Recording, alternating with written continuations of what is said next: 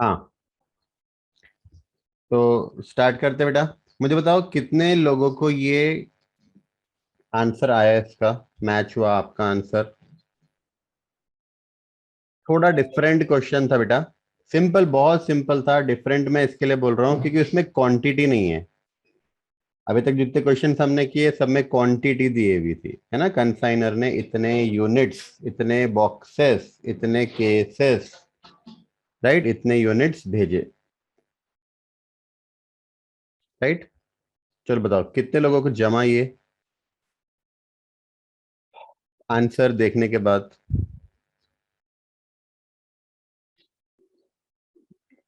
फटाफट, सबको याद भी था क्या, ये होमवर्क था?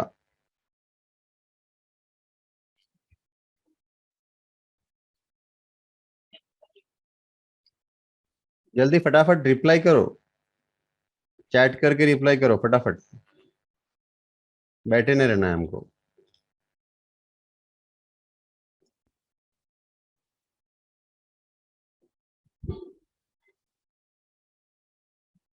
बोलो जल्दी फटाफट, आया कि नहीं आया, यस और नो बताओ ना। नहीं आया तो कोई प्रॉब्लम नहीं, आया तो ये ऐसा आया, बताओ यस और नो फटाफट।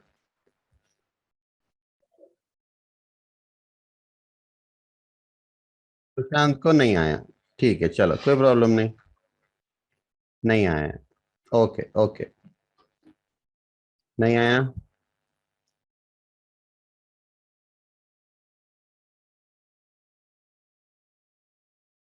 चलो ठीक है बेटा, कोई प्रॉब्लम नहीं। हाँ, खाली मुझे बताओ सबको ऑडियो क्लियर है?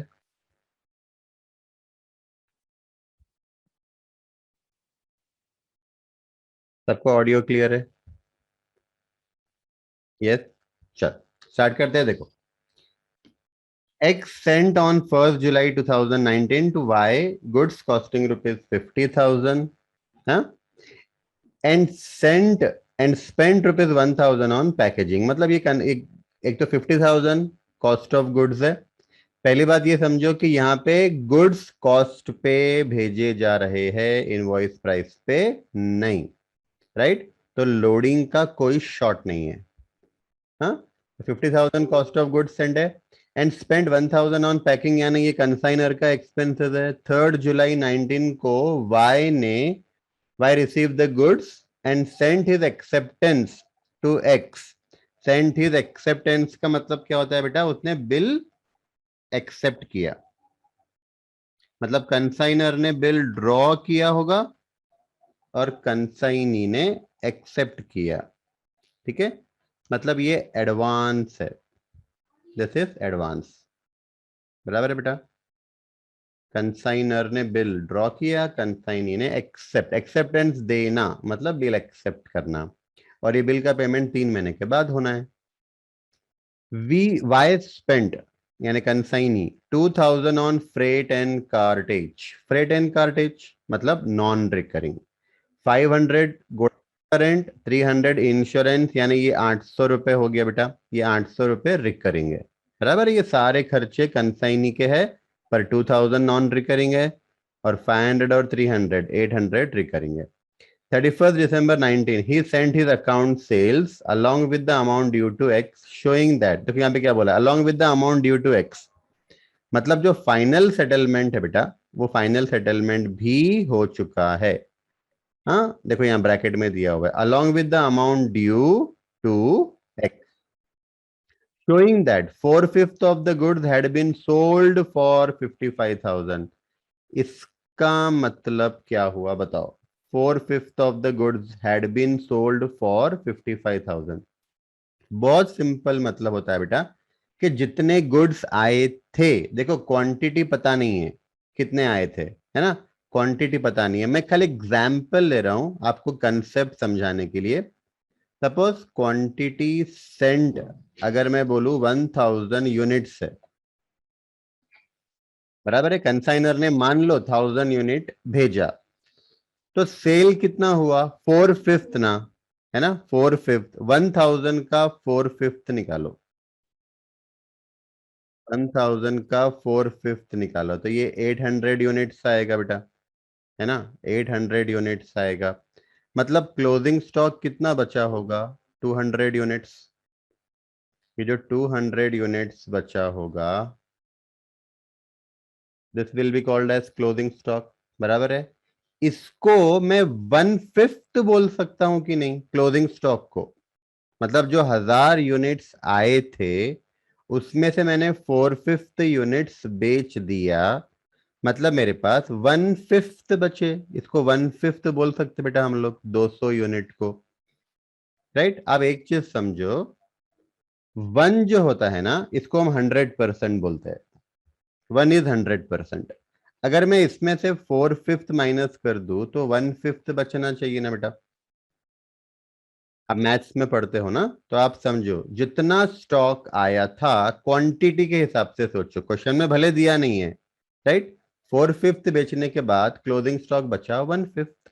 तो सिंपल है बेटा। आपको पता है ना, जो 3 खर्चे हम लोग लेते हैं क्लोजिंग स्टॉक, मतलब हमको 3 एक्सपेंडिचर लेने पड़ेंगे। कौन से? देखो, कॉस्ट ऑफ गुड्स लेना पड़ेगा, 50,000 लेना पड़ेगा। एक कंसाइनर का एक्सपेंसेस लेना पड़ेगा बेटा, और कंसाइनी का नॉन रिकरिंग लेना पड़ेगा। यहाँ पे इन्होंने क्या किया है पता है, कंसाइनी के सारे एक्सपेंसेस एक साथ दिखा दिए हैं, पर हम क्या करेंगे, कंसाइनी का सिर्फ नॉन रिकरिंग लेंगे। 3 खर्चे लेने के ना अपने को, ठीक है। तो देखो, अगर मैं ऐसे बताऊं आपको, जो कितना खर्चा दिया हुआ है कंसाइनी का, एक्सपेंसेस एंड बैड डेब्ट्स, ये दोनों मिला के दे दिया इन्होंने।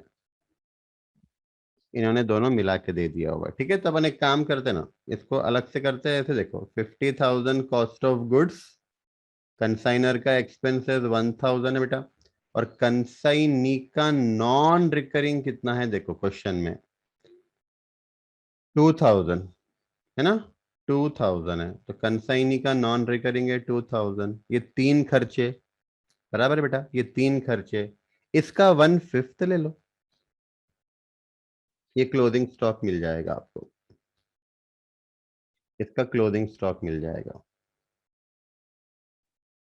राइट। तो जब भी क्वांटिटी नहीं है ना आपके पास, तो खाली आप इतना याद रखो कि कितना स्टॉक बचा, उसका प्रपोर्शन कितना है। मतलब जो स्टॉक बच गया बेटा, उसका प्रपोर्शन कितना है। जैसा 1/5, 1/5, 1/5 मतलब कितना, 20% होता है, राइट। तो जो स्टॉक बच गया उसका परसेंटेज अगर फाइंड कर लेते हैं, तो बहुत आसान हो जाएगा आंसर सॉल्व करना, बराबर है। अब ये जो परसेंटेज आप निकालते हो ना, प्रपोर्शन या परसेंटेज, ये टोटल क्वांटिटी का होना चाहिए। आई रिपीट, ये जो परसेंटेज होता है ना, ये percentage of total quantity sent का होना चाहिए। मतलब कंसाइनर ने जो जितने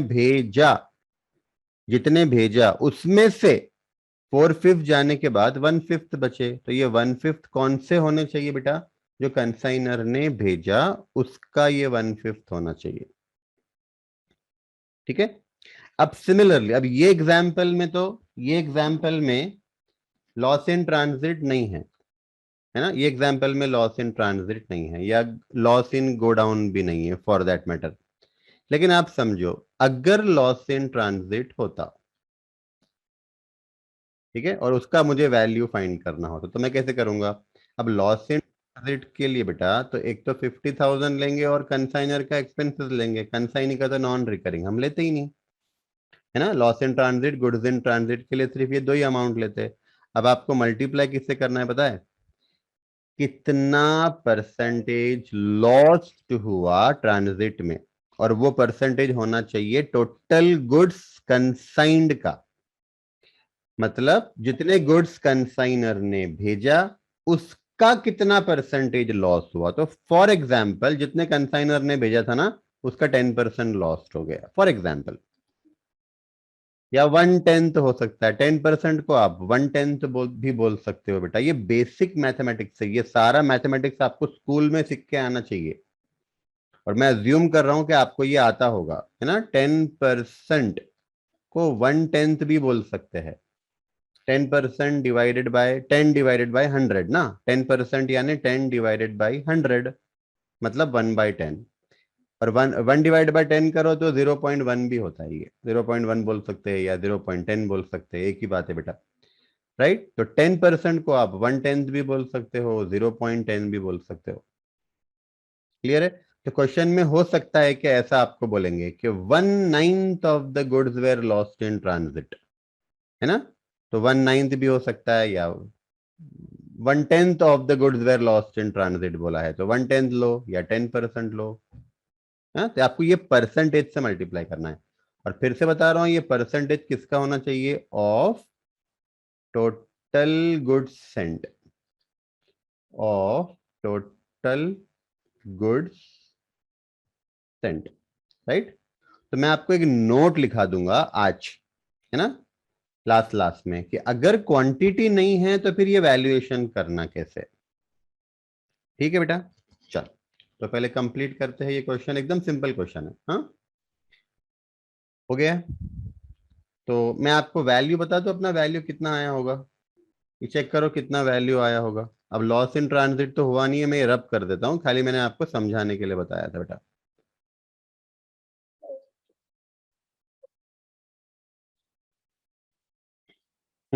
ये बताओ कितना हो रहा है? 53,000 का 1/5 निकालो।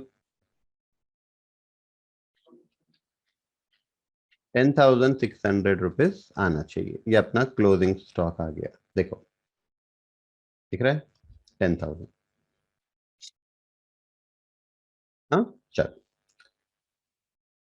क्वेश्चन देखते हैं।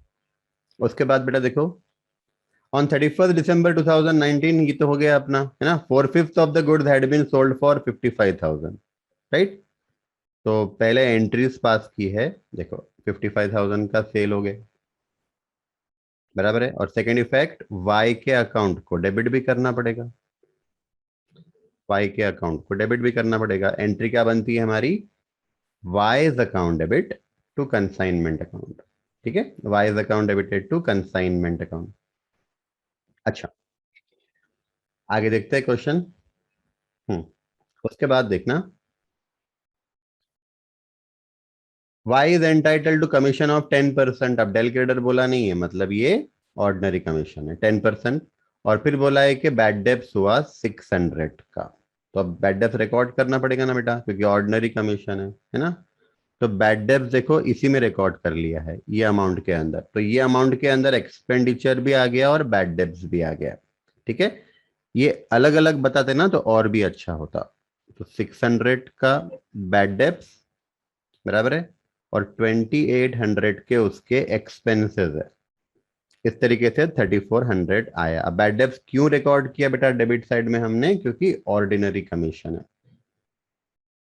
ठीक है, डन। अब 55,000 का सेल है, तो 55,000 पे 10% कमीशन बोला हुआ है, 5,500। अब इसका सेकेंड इफेक्ट, 3400 और 5500 का सेकेंड इफेक्ट, वाई के अकाउंट को क्रेडिट। ये स्टार्टिंग में देखो बिल उसने एक्सेप्ट किया था, है ना, कंसाइनी ने, तो क्या एंट्री बनी? कंसाइनर ने तो ड्रॉ किया था ना, तो एंट्री क्या बनी हमारी? Bills receivable account debited to Y's account. फिर ये एक्सपेंसेस और बैड डेब्ट्स और उसका कमीशन, इसको क्लोज कर लेंगे बेटा, तो 16,100 का फाइनल सेटलमेंट हो रहा है। मतलब वाई ने इतना पैसा एक्स को देना है, एक्स को मिला, वाई से एक्स को मिला। एंट्री क्या बनती है? Bank account debited to Y's account. पैसा आ रहा है ना, एक्स को पैसा आ रहा है, तो बैंक अकाउंट डेबिट, और वाई दे रहा है क्रेडिट द गीवर। ठीक है बेटा, बस हो गया, इसको क्लोज कर लो आप। 5,700 का प्रॉफिट आएगा, बराबर है। और profit profit and loss account को जाएगा, कंसाइनर के प्रॉफिट एंड लॉस अकाउंट को जाएगा। क्लियर? अब बहुत सिंपल है बेटा, इन्होंने यहाँ पे सारी एंट्रीज भी पास करके दी है ना? अब एंट्रीज कौन सी पास की होंगी? देखो सिंपल है। First entry, consignment account debited to goods sent on consignment account, 50,000 being goods sent on consignment. फिर second entry, consignment account debited to bank, 1,000 being consignor's expenses paid.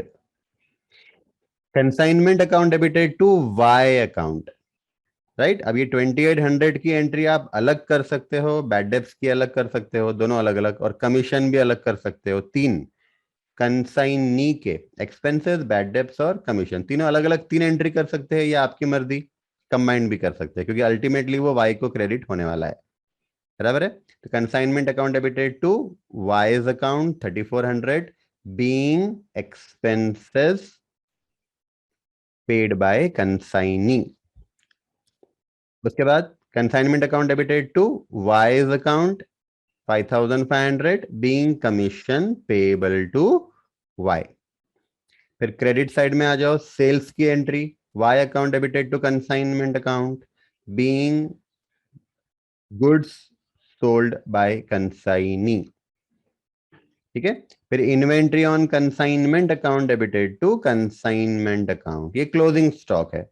इसको आप ऐसा भी लिख सकते हो, closing stock with Y account. तो entry क्या बनती है अगर वैसे किया तो, closing stock with Y account debit. Closing stock with Y का मतलब क्या हुआ, वाई के पास वो क्लोजिंग स्टॉक रखा हुआ है। Closing stock with Y account debited to consignment account. Last में प्रॉफिट की entry, consignment account debited to profit and loss account 5700 being profit transfer to consignment account. फिर ये जो हमने पहली एंट्री पास की थी ना, consignment account debited to goods sent on consignment 50,000, ये उसका सेकंड इफेक्ट है यहाँ पे। और आपको मैंने बताया है बहुत से क्वेश्चन में हमने किया, कंसाइनमेंट अकाउंट क्लोज करते हैं, उसका बैलेंस ट्रेडिंग अकाउंट को ट्रांसफर होता है। तो इसकी एंट्री बन जाएगी goods sent on consignment account debited to trading account. Right, narration कैसे आएगा, being balance of goods sent on consignment account is transferred to trading account. ठीक है, ये हो गया बेटा। और इसकी तो कोई एंट्री आना नहीं है। फाइनल सेटलमेंट हुआ था, यहाँ पे उसने बिल ड्रॉ किया था 30,000 का, तो इसकी एंट्री आना चाहिए bills receivable account debited to Y's account being bill drawn on Y. और फाइनल सेटलमेंट हुआ 16,100 का, bank account debited to Y's account bank account debited to Y's account being final settlement made by Y या received by X, ऐसा भी लिख सकते हैं, being final settlement received by X through cheque या by cheque. Clear बेटा। हाँ, तो ये क्वेश्चन हमारा कंप्लीट हो गया। अब मैंने एक क्वेश्चन आपको दिया था जो सॉल्व था, है ना, उसको फटाफट देख लेते हैं। वो तो एकदम एकदम सिंपल 5 क्वेश्चन था बेटा। ये क्वेश्चन था, है ना, मैंने खाली नंबर चेंज कर दिया है, इसको क्वेश्चन नंबर 9 कर दिया है ना। वहां पे आपके पास क्वेश्चन नंबर 1 होगा, मैंने उसको 9 कर दिया है। ठीक है, देखो सेम क्वेश्चन था, आपको लगता है ये बताने की जरूरत है, एक बार बता दूं बेटा। रिकॉर्डिंग है ना, एक आधे लेक्चर की मैं दे सकता हूँ, पूरे चैप्टर की नहीं दे सकेंगे बेटा। हाँ, तो ट्राई करो कि साथ साथ में क्लास कर लो। बहुत इमरजेंसी है, मैं एक आधा लेक्चर का रिकॉर्डिंग दे सकता हूँ, वो भी है ना आपको ऑफिस से परमिशन लेनी पड़ेगी। राइट, तो जोशी मैम से एक बार पूछ लेना ऑफिस में, हाँ, कि मुझे एक आधा लेक्चर का रिकॉर्डिंग चाहिए, तो फिर मैं आपको प्रोवाइड कर दूंगा। खाली ये एक ही लेक्चर का चाहिए, ठीक है, तो एक बार ऑफिस में एक बार पूछ लो आप, वो यस बोलेंगे तो मैं आपको प्रोवाइड कर दूंगा। ठीक है, नो प्रॉब्लम बेटा। चलो, तो आप लोग मुझे बताओ, ये क्वेश्चन मैं एक्सप्लेन करूं कि आपने अच्छे से कर लिया है, कि फटाफट एक्सप्लेन कर दूं 2 मिनट के अंदर, बोलो जल्दी।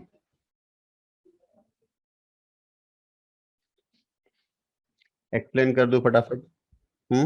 चलो ठीक है, देखो, अब एकदम सिंपल क्वेश्चन है बेटा। A sends 500 cases to be on consignment basis, each case cost ₹100। ठीक है, तो 500 इंटू 100 करेंगे तो 50,000 हो गया गुड सेंट ऑन कंसाइनमेंट। उसके बाद दिया है कंसाइनर के एक्सपेंसेस ₹300, तो consignment account debited to cash account 300। बराबर है। उसके बाद consignee is entitled to receive commission of 6% on sales, right, plus expenses incurred by him, मतलब जितना खर्चा हुआ कंसाइनी का वो तो उसको मिलेगा ही, साथ में उसको कमीशन भी मिलेगा, कितना, 6%। अब ये ऑर्डिनरी कमीशन है बेटा, है ना, ऑर्डिनरी कमीशन है। तो पहले सेल्स देख लेते कितना हुआ, देखो नीचे दिया हुआ है, 300 केसेस सेल किया ₹200 से, 200 केसेस सेल किया ₹220 से। राइट, देखो ये सेल। और ये सेल्स पे कमीशन चाहिए 6% का, तो सेल्स पे 6% कमीशन देखो यहाँ पे दिया हुआ है, 6% ऑन 1,04,000, 6,240 का कमीशन। ठीक है, तो सेल्स भी हो गया, कमीशन भी हो गया। ये advances immediately ₹10,000 to the consignor, मतलब उसने एडवांस दिया बेटा, है ना। तो कैश और bank account debited to consignee account. याद रखना, कंसाइनर के बुक्स में अकाउंटिंग हो रही है तो कंसाइनर के पॉइंट ऑफ व्यू से ही होंगी, है ना। तो कंसाइनर को तो कैश मिला, इसके लिए कैश अकाउंट डेबिट, और बी ने दिया क्रेडिट द गिवर।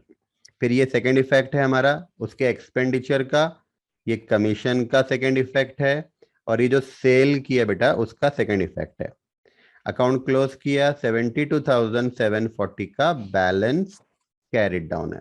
या तो बैलेंस कैरिड डाउन लिखो, अगर क्वेश्चन में बोला है कि कंसाइनी फाइनल सेटलमेंट कर रहा है तो फिर बाय बैंक कर लेना, by cash, by bank, by bills receivable. अगर बिल एक्सेप्ट करके सेटलमेंट किया है तो बाय बिल्स रिसीवेबल, और कुछ बोला नहीं है ना तो फिर आप बाय बैलेंस कैरिड डाउन कर सकते हो। ठीक है बेटा, आगे देखना, ये सेल्स की एंट्री हो गई। अब देखो उसके एक्सपेंडिचर कौन से है। Railway freight and carriage consignee के एक्सपेंसेस है ये, तो नॉन रिकरिंग। गोडाउन रेंट और इंश्योरेंस रिकरिंग, बराबर है। तो दोनों मिलाकर 15,000 हो गया, ये 15,000। Consignment account debited to B 15,000, ये टोटल। सेकेंड इफेक्ट, ये 15,000 कंसाइनी अकाउंट को क्रेडिट कर दिया, बराबर है। अब सिंपल है बेटा, हमको क्लोजिंग स्टॉक, अच्छा क्लोजिंग स्टॉक तो है ही नहीं यहाँ पे, है ना। देखो 500 केसेस भेजे थे और पूरे के पूरे 500 केसेस सेल कर दिए, बराबर है बेटा। मतलब क्लोजिंग स्टॉक देखो बचा ही नहीं, नो क्लोजिंग स्टॉक, डन हो गया। B remit a bank draft for the balance amount, इससे मालूम पड़ता है कि बी ने फाइनल सेटलमेंट कर दिया, राइट। देखो बाय बैंक 72,760, डन बेटा। अब इसमें कंसाइनी के बुक्स का भी अकाउंटिंग दिया है जो कि हमने अभी तक नहीं किया, राइट। तो आज हम लोग कंसाइनी के बुक्स का अकाउंटिंग भी कर लेंगे, राइट। चलो स्टार्ट करते हैं। अब सबसे पहले बेटा मैं आपको एक क्वेश्चन आपके मॉड्यूल में से करवा रहा हूं जो अपने बुक में भी है, राइट। देखो ये वाला क्वेश्चन, क्वेश्चन नंबर 6 हम लोग कर लेंगे। हाँ, तो क्वेश्चन नंबर 1 जो है ना बेटा, क्वेश्चन नंबर 1, ये मैंने आपको कल होमवर्क दिया था, अभी मैंने ये आपको करवाया भी, ठीक है। अब ये क्वेश्चन के अंदर मुझे आपको एक नोट लिखानी है। कौन सी नोट? अगर क्वांटिटी दिया नहीं है तो वैल्यूएशन लॉस का और स्टॉक का कैसे करेंगे, ठीक है। तो आप लोग रेड पेन ले लो और एक नोट लिखो। If quantity is not given in question, if quantity is not given in question, then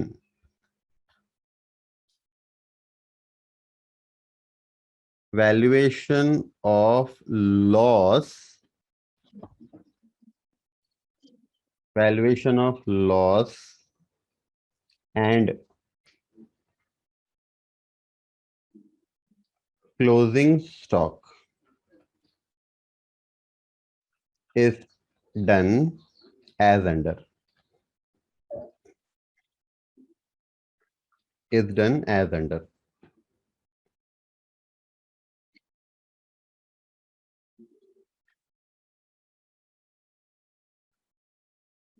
ठीक है, फर्स्ट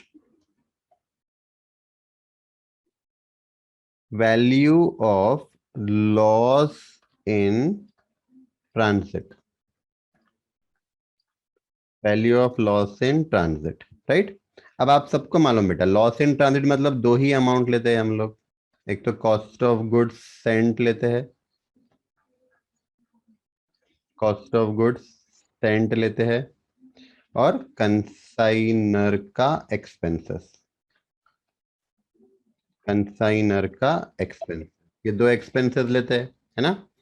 अब क्योंकि क्वांटिटी तो नहीं है हमारे पास, तो हम क्या करेंगे, multiplied by proportion of total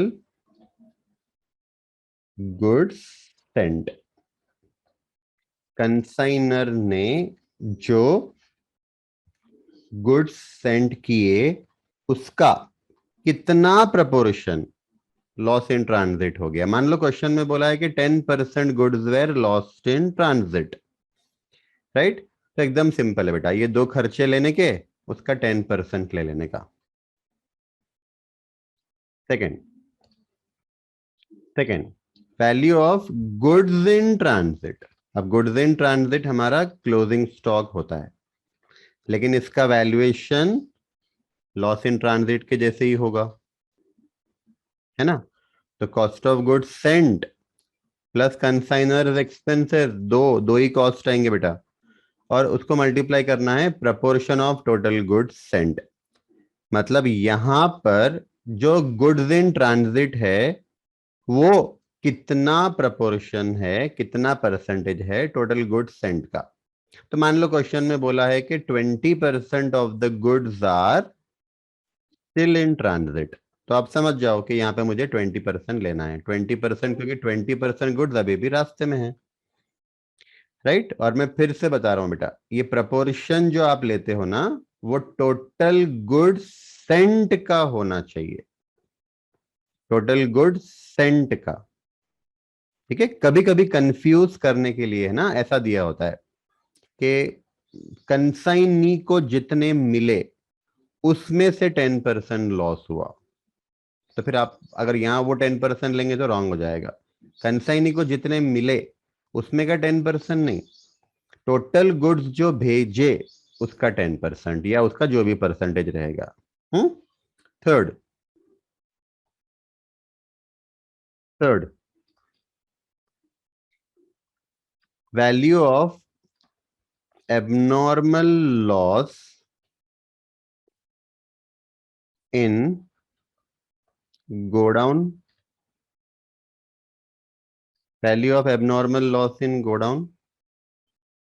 अब एबनॉर्मल लॉस इन गोडाउन और क्लोजिंग स्टॉक है बेटा, है ना, ये दोनों के लिए हम तीनों एक्सपेंडिचर्स लेंगे, तीनों एक्सपेंडिचर्स लेंगे। कौन से, cost of goods sent, consignor का expenses plus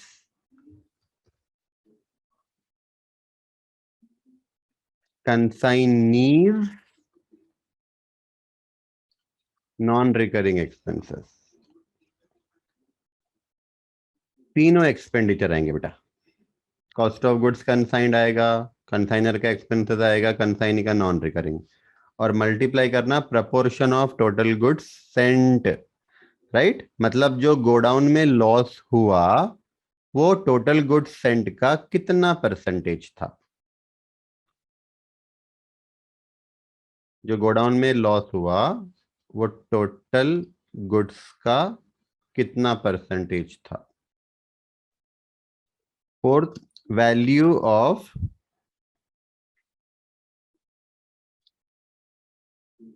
closing stock in godown, है ना, गोडाउन में कितना क्लोजिंग स्टॉक बचा, राइट। एकदम सेम जैसे लॉस इन गोडाउन करते हैं ना बेटा, बस वैसे। तो आप इसको ऐसे याद रख सकते हो, loss in transit, goods in transit, उसके लिए सेम वर्किंग, राइट। और loss in godown, closing stock in godown, ये दोनों के लिए सेम वर्किंग, बराबर है, राइट। और loss in goods in transit, ये भी क्लोजिंग स्टॉक है, और क्लोजिंग स्टॉक इन गोडाउन तो क्लोजिंग स्टॉक है ही जो इन हैंड है, ये दोनों क्लोजिंग स्टॉक। तो कंसाइनमेंट अकाउंट जब बनाओगे तो फिर आपने क्या करना है बेटा, ये दोनों क्लोजिंग स्टॉक को लेकर आपको क्लोजिंग स्टॉक बताना पड़ेगा कंसाइनमेंट अकाउंट के क्रेडिट साइड। इसको इन गुड्स इन ट्रांजिट बोल के बता देना, और इसको इन हैंड बोल के बता देना। इन हैंड मतलब फिजिकली मेरे पास इतना स्टॉक है कंसाइनी के पास, ठीक है। तो ये आप तभी यूज करो जब क्वांटिटी हमारे पास नहीं है। एकदम सिंपल है बेटा। मैथ एकदम सिंपल मैथमेटिक्स है। फिर कॉपी करना हुआ तो बताओ।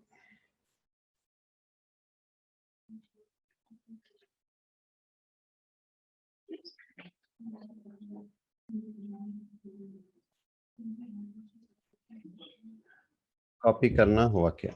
डन।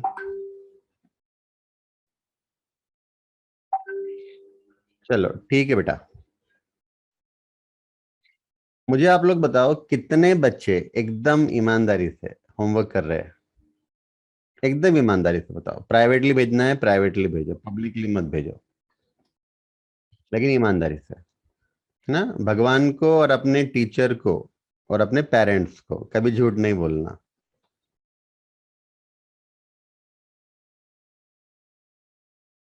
कर रहे हैं कि रेगुलरली कर रहे हैं? देखो बहुत डिफरेंस है, कर रहे हैं सर। मैं उसमें कॉन्फिडेंस नहीं झलकता। कल और परसों का बाकी है। जिसका बाकी है कंप्लीट करो बेटा। 2 दिन से नहीं हुआ तो कंप्लीट करो। कल संडे है। संडे आप लोगों को भगवान ने इसके लिए दिया हुआ है कि 7 दिन का पेंडिंग काम संडे को कर लेना। कभी कभी हो रहा है कि कभी कभी नहीं हो रहा है? अब कभी कभी के दोनों मीनिंग होते हैं, कभी कभी कर रहे हैं या कभी कभी नहीं कर रहे। बोलो। कभी कभी हो रहा है कि कभी कभी नहीं हो रहा है? कल का नहीं किया, तबीयत ठीक नहीं है। ठीक है बेटा, तबीयत का ध्यान रखो। और होमवर्क करना, तबीयत खराब रही और होमवर्क करे, तबीयत अच्छी हो जाती।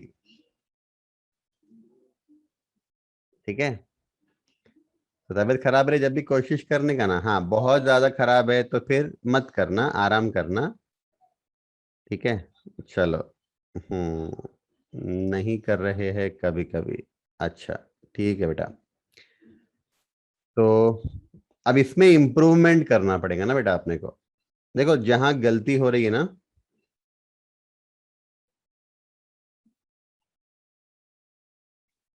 हम्म अब देखो तुम्हारा मैथ्स मैथ्स थोड़ा कैसा डिफिकल्ट है ना बेटा। मैथ्स डिफिकल्ट है ना। तो जो डिफिकल्ट रहेगा उसकी ज्यादा मेहनत करनी पड़ेगी। है ना? हमारा हमारा रूल क्या है पता है? जो डिफिकल्ट लगा उसको छोड़ देने का या कम करने का। ऐसा नहीं रहता, जो डिफिकल्ट लगा उसको ज्यादा करने का। तो अगर ज्यादा होमवर्क आ रहा है मैथ्स का तो उसको पॉजिटिव समझो। वैसे भी मेरा होमवर्क एकदम कम रहता बेटा। है ना? आधे घंटे का मेरा होमवर्क रहता, 15 मिनट 20 मिनट में मेरा होमवर्क देखना। आपको होमवर्क आपका सॉल्व करना हो जाएगा। ठीक है? और मैं तो आपको आंसर के साथ दे रहा हूँ, मॉड्यूल के आंसर आप देख सकते हो। और मान लो कि आपको टाइम ही नहीं मिल रहा है, नहीं टाइम नहीं मिल रहा है, तो आप क्या करो पता है? खाली आंसर देख तो भी लो, क्वेश्चन देख लो, आंसर देख लो, क्योंकि आपके पास क्वेश्चन भी है बेटा, आंसर भी है। अगर सॉल्व करने का टाइम नहीं है तो क्वेश्चन देख लो, आंसर देख लो, लेकिन पूरा समझ के। ठीक है? एटलीस्ट इतना तो भी करो। और देख भी लिया ना आंसर, आंसर देख लिया और पूरा समझ में आ गया तो मुझे बोल देना कि सर हमने कर लिए, तो भी चलेगा। ठीक है? हाँ, लेकिन कंसिस्टेंसी होना चाहिए।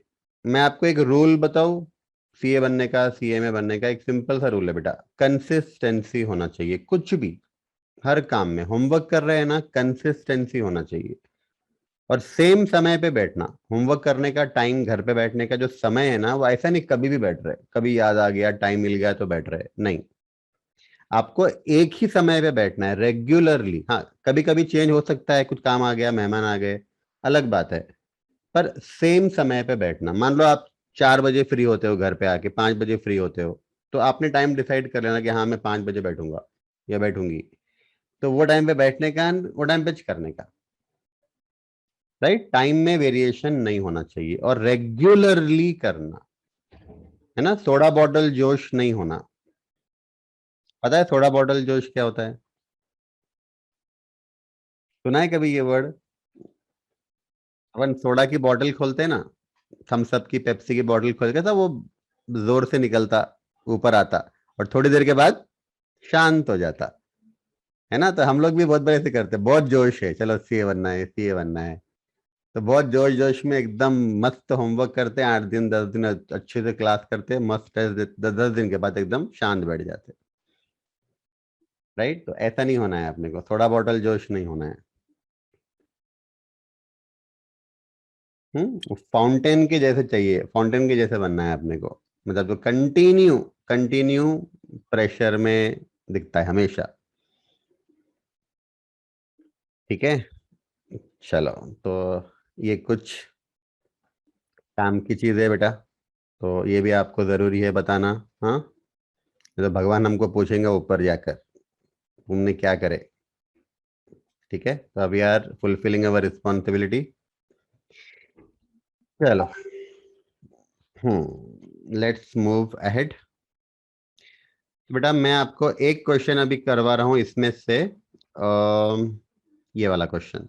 ठीक है, देखो बाकी सब अपने हो गए हैं, मैं आपको टिक कर दूं। देखो आप लोग भी चेक कर लो अपना। 1 हो गया। 2 जो है ना बेटा, वो वन वन ही है। 2 जो क्वेश्चन है ना वो वन ही है, लेकिन 2 में कंसाइनी की अकाउंटिंग करनी है। ठीक है, तो अगर आज अपना हो जाता है तो फिर मैं आपको ये क्वेश्चन बता दूंगा, तो ये आप लोग अभी मत करो। ठीक है, 3 अपना हो गया। हुआ क्या 3 बताओ? 3 हुआ क्या बताओ, कि नहीं हुआ?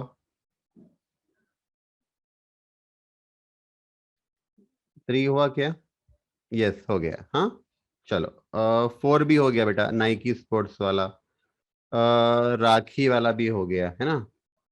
और 6 हम लोग अभी कर रहे हैं, तो मैं टिक कर लेता है इसको। हाँ, विक्रम मिल्क वाला अभी हम लोग कर रहे हैं, 6 अभी कर लेंगे। 7 अपना हो चुका है बेटा। 8 अपना पेंडिंग रहेगा। हाँ, और 9 अपना हो चुका है। ठीक है, तो सिंपल। तो अगर मैं आपको अभी ये करा दूं आज, कौन सा, विक्रम मिल्क वाला 6, तो फिर अपना एक ही क्वेश्चन पेंडिंग बचता है। तो वो एक क्वेश्चन देख लेंगे और कंसाइनी की अकाउंटिंग देख लेंगे, तो अपना टॉपिक खत्म हो जाता है। हाँ, और ये one of the lengthy topic है, ये समझो। राइट, जो आपके 5-7 बड़े बड़े चैप्टर्स है ना, उसमें से ये एक बड़ा चैप्टर है। चल, तो स्टार्ट करते हैं। देखो, इसको सॉल्व नहीं करना है बेटा, मैं आपको ओरली एक्सप्लेन कर देता हूँ। हाँ, खाली आप समझ लो। बहुत सारे क्वेश्चन सॉल्व किए हमने।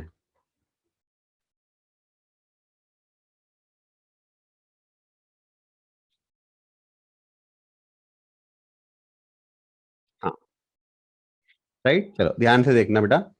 Vikram milk foods company limited of Vikrampur send to Sundar stores, तो Vikram consignor, Sundar consignee, 5000 kg of baby food, 5000 kg of baby food packed in 2000 tins of net weight 1 kg and 6000 packets of net weight half kg। Right, आप question देख के confuse मत होना, आप ये समझो कि 2 प्रोडक्ट है, कंसाइनर ने 2 प्रोडक्ट बेचा। एक 1 kg टिन, ये एक प्रोडक्ट है, और हाफ के जी पैकेट ये दूसरा प्रोडक्ट है। तो प्रोडक्ट ए प्रोडक्ट बी बोलो, आप कंफ्यूजन हो रहा है तो 1 kg हाफ के जी बोलना है तो ठीक है, या प्रोडक्ट ए प्रोडक्ट बी बोलो, चलता। 2 प्रोडक्ट भेजा। 1 kg टिन की कितनी क्वांटिटी भेजी? क्वांटिटी 2000 क्वांटिटी भेजी, 2000 टिन्स, और 6000 पैकेट भेजे बेटा, किसके? हाफ के जी पैकेट के। मतलब सिंपल है, कंसाइनर ने 2 प्रोडक्ट भेजा। हाफ के जी टिन जो पहला प्रोडक्ट है उसके 2000 क्वांटिटी भेजी, 2000 टिन, और जो हाफ के जी पैकेट है उसके 6000 पैकेट भेजे। राइट, ध्यान से देखना। इसकी कॉस्ट प्राइस है 10 और सेलिंग प्राइस है 15। ठीक है, मतलब 15 में बेचना है, कंसाइनी ने इसको 15 में बेचना है। फिर हाफ के जी वाला 6 रुपए कॉस्ट है और 7 रुपए में बेचना है कंसाइनी ने। The consignment was booked on freight to pay, freight to pay basis। अब freight to pay का मतलब क्या होता है? आपको लिखना है तो लिख लेना, रिसीवर विल पे फ्रेट।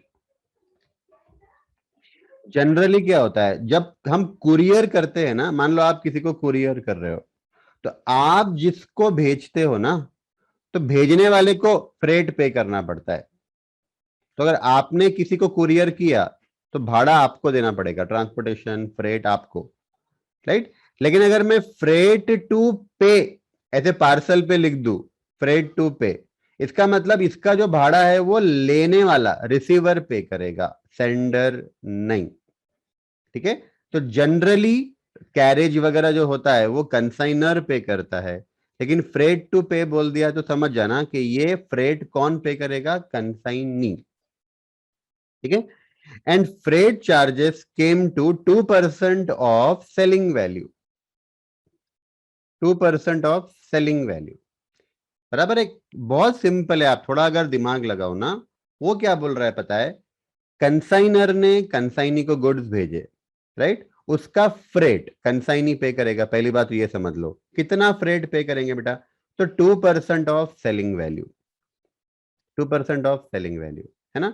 मतलब जितना गुड्स भेजा गया उसका जो सेल वैल्यू है ना उसका 2%, जितने गुड्स भेजे गए उसका जो सेल वैल्यू है उसका 2%, राइट। तो 2000 टिन्स भेजे गए बेटा 15 रुपए के हिसाब से। तो अगर मैं इसको मल्टीप्लाई करूं ना, देखो यहां पे 2000 टिन्स 15 रुपए के हिसाब से, बराबर है। तो सेल कितना हो जाएगा बेटा, 30,000। ये सेल नहीं है, दिस इज नॉट सेल, आप समझो। सेल तो वो होगा जो कंसाइनी बेचेगा, बराबर है। यहां पर फ्रेट 2% ऑफ सेल वैल्यू का मतलब क्या होगा, कंसाइनर ने जो भेजा उसका सेल वैल्यू निकालो और उसका 2%। तो कंसाइनर ने 2000 टिन्स भेजे, 2000 इंटू 15, एक एक टिन का सेलिंग प्राइस है बेटा। 2000 इंटू 15 करेंगे तो टोटल ये 2000 टिन का सेल वैल्यू हो गया 30,000। अब हाफ के जी वाले 6000 पैकेट भेजे, 6000 7 रुपए के हिसाब से भेजे, 7 रुपए उसकी सेलिंग प्राइस है बेटा, तो 42,000 हो जाएगा, राइट। तो जो टोटल गुड्स भेजे गए उसकी सेल वैल्यू हो रही है 72,000। जो टोटल गुड्स भेजे गए उसकी सेल वैल्यू हो रही है 72,000। इसका 2% कमीशन, कमीशन नहीं बोलेंगे, फ्रेट, इसका 2% @ 2%। तो 72,000 का 2% निकाल कर देखो, ये आएगा बेटा 1,440 रुपीज, 1,440 रुपीज, राइट। देखो दिख रहा है, फ्रेट, फ्रेट, बराबर है।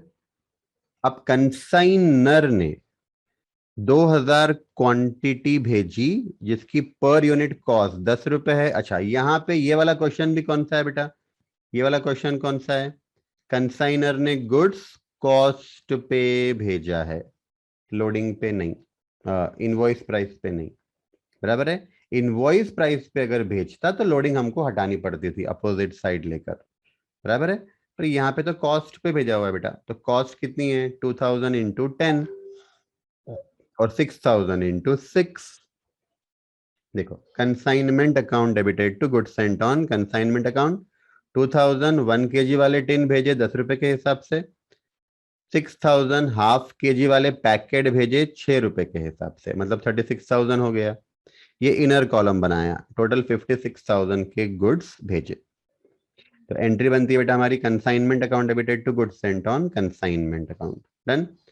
फिर ये फ्रेट, एक्चुअली ये फ्रेट कौन किसने पे करना चाहिए था, कंसाइनर ने, पर यहां पे क्या बोला है, फ्रेट टू पे, राइट। इसके लिए कंसाइनी ने पे किया है ना बेटा, इसके लिए एंट्री क्या बन रही है, consignment account debited to Sundar stores. सुंदर हमारा, सुंदर मतलब ब्यूटीफुल, है ना। तो सुंदर हमारा कंसाइनी है ना, ब्यूटीफुल स्टोर्स। तो फ्रेट लिख लेंगे 1,440, मैंने आपको बताया कैसे आया 1,440, ठीक है।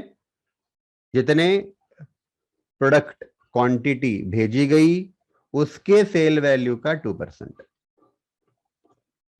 हाँ, आ जाओ आगे। वन केस कंटेनिंग 50, हाँ, 1 kg tins was lost in transit. 1 case, case का मतलब बॉक्स बोल सकते हो आप, ड्रम बोल सकते हो, केस मतलब बड़ा बॉक्स, ठीक है। उसके अंदर 50 1 kg वाले टिन थे। ये वाले माउस पॉइंटर देखो मेरा, जो 2000 भेजे थे ना बेटा, जो 2000 भेजे थे ना, उसमें से 1 kg वाले जो 2000 भेजे थे ना, उसमें से 50, right, 50 tins lost in transit. मतलब 2000 भेजे, उसमें से 50 रास्ते में लॉस हो गए। And the transport carrier admitted a claim of 450। अब वो ट्रांसपोर्टर ने हमको 450 का क्लेम एडमिट कर लिया। जैसे इंश्योरेंस कंपनी हमको क्लेम देती ना, तो यहाँ पे वो ट्रांसपोर्टर ने अपनी गलती मानी और उसने 450 का क्लेम दिया। तो ये समझो ना, आपको इंश्योरेंस क्लेम आया 450 का। At the end of At the end of first half year, the following information is gathered from the account sales sent by the consignee. अब बहुत सिंपल है बेटा, 2000 भेजे गए थे, उसमें से 50 रास्ते में लॉस हो गए। मतलब कंसाइनी को मिले थे कितने? कंसाइनी देखो, 2000 भेजे गए थे, 50 लॉस इन ट्रांजिट, मतलब कंसाइनी को मिले कितने? कंसाइनी को मिले बेटा 1950, बराबर है। तो कंसाइनी को मिले 1950, उसमें से उसने 1500 बेच दिया। मतलब क्लोजिंग स्टॉक कितना बचा? 450 बचा। 450 इज योर क्लोजिंग स्टॉक। कौन सा? वो 2000 वाले टिन का। हाँ, अब जो हाफ केजी वाले जो पैकेट थे, वो 6000 भेजे गए थे, उसमें तो कुछ लॉस हुआ ही नहीं रास्ते में, मतलब कंसाइनी को पूरे 6000 मिले। उसमें से बेटा उसने 4000 बेच दिया, मतलब 2000 का closing stock, 2000 quantity closing stock है बेटा। समझ में आ रहा है? ठीक है, आगे देखो। Store rent and insurance charges 600 है। मतलब ये कंसाइनी का एक्सपेंडिचर है, लेकिन ये रिकरिंग है बेटा, this is recurring, this is recurring. ठीक है। Find out the value of closing inventory on consignment. Closing inventory का वैल्यू फाइंड आउट करना है। मतलब ये 450 टिन्स बचे वो 2000 में से, 1 kg वाले टिन में से, और 2000 बचे जो 6000 पैकेट भेजे थे उसमें से। ठीक है। Show the consignment account and the consignee's account in the books of Vikram milk food company limited, assuming that the consignee had paid the amount due from him. Clear है? तो स्टार्ट करते हैं। देखो, पहली एंट्री हमारी हो चुकी थी, consignment account debited to goods sent on. Consignment account मैंने बता दिया, ये दोनों है ना, कॉस्ट पे कंसाइन किए। क्लियर? उसके बाद कंसाइनी का एक्सपेंडिचर क्या क्या हुआ? एक तो फ्रेट, कंसाइनर वाला कंसाइनी ने दिया ये फ्रेट। अब ये फ्रेट बेटा नॉन रिकरिंग है, नॉन रिकरिंग है, 1440 है ना। फिर रेंट एंड इंश्योरेंस, ये तो रिकरिंग है, देखो लास्ट में दिया था, right. Store rent and insurance, बराबर है बेटा, 600।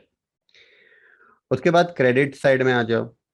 तो क्रेडिट साइड में सेल्स देखो, यहाँ पे दिया हुआ था, एकदम क्लियरली दिया था, 1500 केजी बेचे, 1 kg वाले टिन किस प्राइस पे बेचे होंगे? यहाँ दिया है ना सेलिंग प्राइस बेटा, 15 रुपीज से बेचे होंगे।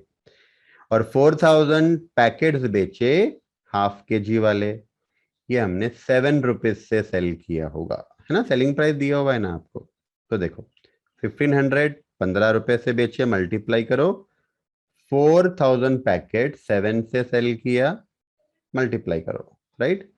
तो दोनों का सेल का प्लस करके बेटा 50,500 आएगा टोटल सेल, बराबर है। कमीशन के बारे में कहाँ दिया था? कमीशन के बारे में कुछ दिया है क्या? देखो, the consignee's commission was fixed at 5% of sale proceeds. Ordinary commission है बेटा, सिंपल ऑर्डिनरी कमीशन है। 50,500 का कितना परसेंटेज था? 5%। 50,500 का 5%, 50,500 सेल्स है, इसका 5%, 2525, बराबर है बेटा। तो कमीशन भी हो गया हमारा, सेल्स भी हो गया, राइट, सेल्स भी हो गया। क्लियर है। अब हमको एबनॉर्मल लॉस जो हुआ ना 50 यूनिट्स का, उसका वैल्यू फाइंड करना है एक, राइट। और वो एबनॉर्मल लॉस इन ट्रांजिट भी सिर्फ वो 1 केजी वाले टिन का हुआ, उसमें से भी 50 टिन, ठीक है, उसका वैल्यू करना है एक, और क्लोजिंग स्टॉक का वैल्यूएशन करना है, बराबर है बेटा। तो देखो पहले कंसाइनी का अकाउंट देख लेते। सुंदर स्टोर्स को 4565 जाएगा, सेकेंड इफेक्ट, ये देखो second effect, freight, rent and insurance commission, है ना, ये 4565। और ये सेल वाला फिगर है opposite side, Sundar stores account debited to consignment account, ये उसका सेकेंड इफेक्ट। अकाउंट क्लोज कर लेंगे, 45,935 is the final settlement amount. Consignee ने पूरा पैसा फाइनल सेटलमेंट कर दिया। क्लियर, तो ये तो क्लोज हो गया। अब सिर्फ हमको ये लॉस इन ट्रांजिट फाइंड करना है और क्लोजिंग स्टॉक फाइंड करना है। ये फाइंड कर लिया तो हमारा कंसाइनमेंट अकाउंट क्लोज हो जाएगा, ठीक है। फिर प्रॉफिट लॉस हम निकाल सकते हैं। तो आ जाओ, देखो यहां से देखना है, पहले लॉस इन ट्रांजिट देख लेते हैं, है ना। लॉस इन ट्रांजिट बेटा 1 केजी के जो टिन्स थे ना, उसमें से 50 टिन्स का लॉस इन ट्रांजिट हुआ। अब लॉस इन ट्रांजिट में बेटा दो एक्सपेंडिचर आएंगे,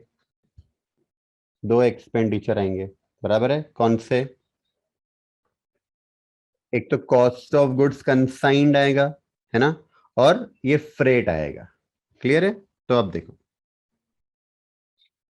जो मैंने यहाँ पे ये जो मैंने वर्किंग किया था ना बेटा, हाँ, मैंने पहले ये सेल्स बताया था आपको, जितने गुड्स भेजे गए थे उसका सेल निकाला था, बराबर है। और फिर उसका 2% लेकर हमने फ्रेट फाइंड आउट किया था। मैथमेटिकली सोचो, क्या मैं ऐसे कर सकता हूं, 30,000 का 2% निकाला, 600 फ्रेट आया। 42,000 का 2% निकालेंगे, 840 फ्रेट आएगा। 600 और 840 दोनों मिलाकर 1440, राइट। इसका सिंपल मतलब है बेटा कि दोनों का सेपरेट फ्रेट मुझे पता होना चाहिए।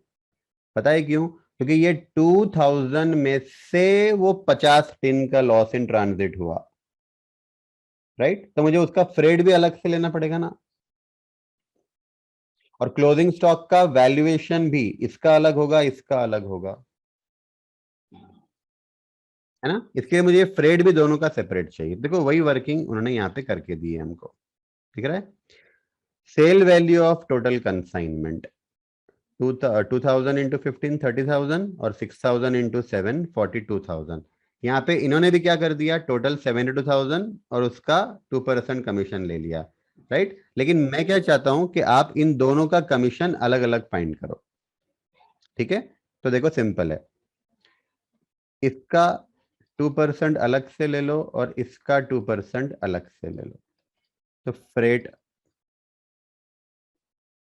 राइट, इसका फ्रेट आ जाएगा बेटा 600 और इसका फ्रेट आ जाएगा 840, तो 1440 ही आएगा। क्लियर। अब ध्यान में रखो, जो 1 केजी वाले टिन भेजे हैं उसका फ्रेट 600 रुपए है, और 6000 हाफ केजी वाले जो फ्रेट भेजे हैं उसका 840 है। क्लियर। अब देखो, हमको loss in transit find out करना है, तो समझना, अब देखना, जैसा हम लोग करते हैं ना वैसे ही करेंगे हम लोग। मैंने क्या बताया था आपको, पर यूनिट निकाल कर भी हम लोग कर सकते हैं बेटा, ठीक है। देखो इसका पर यूनिट 10 रुपए है, क्योंकि हमको 50 टेन्स जो लॉस्ट हुए वो ये 1 केजी वाले जो है, तो उसका पर यूनिट 10 रुपए है। और ये जो फ्रेट है 1440, इसको हमने दो पार्ट्स में डिवाइड कर दिया, 600 और 840। 600 फ्रेट किसका है, 1 केजी टिन वाले का है। 840 फ्रेट किसका है, वो 6000 पैकेट वाले का है, बराबर है। हमको सिर्फ ये 600 ही कंसिडर करना पड़ेगा, क्योंकि क्योंकि ये जो 1 kg वाले है उसी का लॉस हुआ है, तो खर्चा हमको उसी का लेना पड़ेगा ना बेटा, बराबर है। तो ये 600 को 2000 से अगर डिवाइड करेंगे तो आपको पर यूनिट मिलेगा 0.3। 600 को डिवाइड करेंगे 2000 से तो पर यूनिट मिलेगा 0.3। ठीक है, तो 10 per unit cost of goods है, 0.3 पर यूनिट अपना कंसाइनर का एक्सपेंसेस है बोलो तो भी चलेगा, कंसाइनी का नॉन रिकरिंग बोलेंगे तो भी चलेगा, वैसे भी नॉन रिकरिंग है बेटा। 10.03 10.3 हो जाएगा 10.3। हाँ, 10.3 इंटू 50 करके देखो आप, 10.3 इंटू 50 यूनिट्स,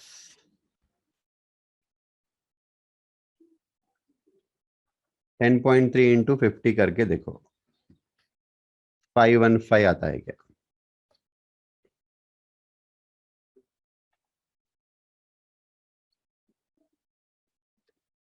10.3 इंटू 50 टिन्स 515। ठीक है, अच्छा अगर हमने जैसे मैंने स्टार्टिंग में बताया था टेबल बना के हमने किया था, वैसे अगर करना है तो वैसा भी कर सकते हैं। देखो टोटल 2000 टिन्स जो हमने भेजे उसकी कॉस्ट है 20,000, तो 20,000 डिवाइडेड बाय 2000 और 50 टिन्स का वैल्यू हमको फाइंड करना है, बराबर बेटा। उसके बाद 600 फ्रेट है 2000 टिन्स का, तो 50 टिन्स का कितना होता है? 600 डिवाइडेड बाय 2000 मल्टीप्लाइड बाय 50, 15 हो गया बेटा। टोटल आ जाएगा आपका 515। ठीक है, तो अब जैसा कल परसों तक किया था पर यूनिट निकाल कर, वैसे करना है वैसे करो। हाँ, या प्रोपोर्शनेट करो, और सिंपल सी बात है बेटा, बहुत सिंपल। अब देखो सिंपल मैथमेटिक्स है और कुछ भी नहीं है। 20,000 डिवाइड बाई 2000 करेंगे तो 10 आएगा, 600 डिवाइड बाई 2000 करेंगे तो 0.3 आएगा। 10 प्लस 0.3 10.3। आप 10.3 इंटू 50 भी कर सकते हो, तो ऐसा करना है ऐसा करो, या ऐसे करना है ऐसे करो। अब 515 में से 450 का इंश्योरेंस क्लेम मिला, माइनस कर लो, तो एक्चुअल जो लॉस हुआ ना वो 65 हुआ, तो 65 बेटा प्रॉफिट एंड लॉस अकाउंट को डेबिट करना पड़ेगा, debited to profit and loss account. हाँ, देखो entry, insurance claim account debit 450, profit and loss account debit 65 to consignment account. Clear? तो ये हो गया हमारा कंप्लीट। हाँ, अब क्लोजिंग स्टॉक का वैल्यूएशन करना है बेटा, इन्वेंट्री एट द एंड। हाँ, अब क्लोजिंग स्टॉक का वैल्यूएशन करने के लिए 3 अमाउंट लेते हैं हम लोग, कॉस्ट ऑफ गुड्स लेते हैं, कंसाइनर का एक्सपेंसेस लेते हैं, कंसाइनी का नॉन रिकरिंग लेते हैं। तो कंसाइनी का तो नॉन रिकरिंग है ही नहीं यहाँ पे हमारे पास, तो यहाँ पर भी दो ही खर्चे लेने पड़ेंगे, कंसाइनी का नॉन रिकरिंग क्वेश्चन में ही नहीं है। ठीक है, तो अब देखो, देखो यहाँ पे इन्होंने एक साथ किया है दोनों प्रोडक्ट का। हाँ, पर आप एक साथ भी कर सकते हो, अलग करना है अलग भी कर सकते हो। इन्होंने एक साथ किया है, मैं आपको पहले ये बताता हूँ, और आपको लगता है कि सर अलग अलग करके देखेंगे दोनों प्रोडक्ट का, तो अलग अलग भी कर लेंगे। हाँ, देखो 450 क्लोजिंग स्टॉक बचा, मैंने आपको बताया था ये 1 kg वाला, उसकी कॉस्ट 10 रुपए के हिसाब से कितनी हो जाएगी? 4,500। ठीक है, फिर 2000 जो ½ kg वाला था, ये हमारा क्लोजिंग स्टॉक बचा था, मैंने यहाँ बताया था। देखो क्लोजिंग स्टॉक 2000 बचा ½ kg वाले का। हाँ, उसकी कॉस्ट 6 है बेटा, तो 12,000 हो गया। ये दोनों का कॉस्ट ऑफ गुड्स ले लिया, अब दोनों का फ्रेट उसमें हमको ऐड कर देना है।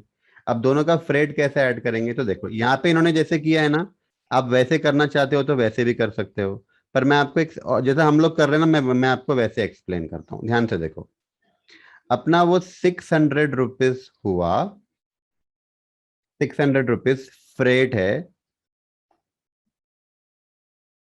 2000 क्वांटिटी सेंड किया उसका, है ना, ये हाफ, ये 1 kg वाले का, 1 kg वाले का 600 फ्रेट हुआ, टोटल क्वांटिटी सेंड किए 2000, और इसके 450 यूनिट्स बचे। इसके टोटल यूनिट्स कितने बचे क्लोजिंग स्टॉक में? 450, राइट। और जो हाफ केजी वाले का था, जो हाफ केजी वाला है बेटा, उसका कितना अपना 840 फ्रेट था, 840 फ्रेट था, और टोटल क्वांटिटी उसकी थी 6000, और क्लोजिंग स्टॉक बचा 2000। अब एक बार करके देखो ये, 600 divided by 2000 into 450, 840 divided by 6000 into 2000, 280। और जीटी करके देख लो आप, ये 415 आ जाएगा ऐसे, 16,915। अब आप मुझे बताओ, ये सेपरेट करके बताऊं क्या मैं आपको, 1 kg वाले का अलग और हाफ केजी वाले का अलग, सेपरेट बताऊं कि ये आपको समझ में आया? सेपरेट बताऊं, मतलब दोनों प्रोडक्ट का सेपरेट क्लोजिंग स्टॉक करना है क्या?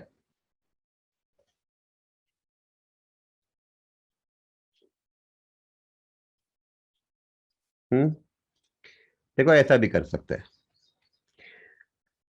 सेपरेट ही बताता हूं मैं, आप खाली आप कॉन्सेंट्रेट करो। हाँ, 1 kg वाले का 10 कॉस्ट पर यूनिट है, हाफ केजी वाले का 6 है। फ्रेड भी लेना पड़ेगा उसमें हमको, है ना।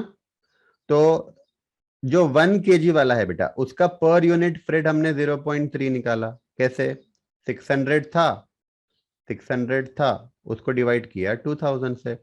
अब जो हाफ केजी वाला है उसका 840 है ना, फ्रेड 840 है, इसको डिवाइड करो 6000 से, 0.14 आएगा, एट द रेट 0.14 आएगा, बराबर है। अब मैं आपको दोनों का सेपरेट करके बता रहा हूं, 1 kg वाले का अलग और हाफ केजी वाले का अलग, ठीक है। पर यूनिट कॉस्ट टोटल कितनी हो रही है बताओ? पर यूनिट कॉस्ट टोटल कितनी हो रही है 1 kg वाले की? तो cost of goods Saint per unit 10 रुपए है, और उसका फ्रेड 0.3 है, राइट। तो 10.3 मल्टीप्लाइड बाय कितने यूनिट्स बचे क्लोजिंग स्टॉक में? 450। 10.3 इंटू 450, 4635। और हाफ हाफ केजी वाले का देखो कितना आ रहा है, कॉस्ट गुड्स का पर यूनिट 6 रुपए, और फ्रेट पर यूनिट 0.14, इन दोनों को प्लस कर लो, 6.14। और टोटल क्वांटिटी कितनी क्लोजिंग स्टॉक में बची इसकी? 2000 बची। 2000 इंटू 6.14, 12,280, 12,280, है ना। और इन दोनों को प्लस कर लो, 12,280 प्लस 4635, वही आएगा। ये समझ में आया क्या बताओ? ये समझ में आया क्या बताओ?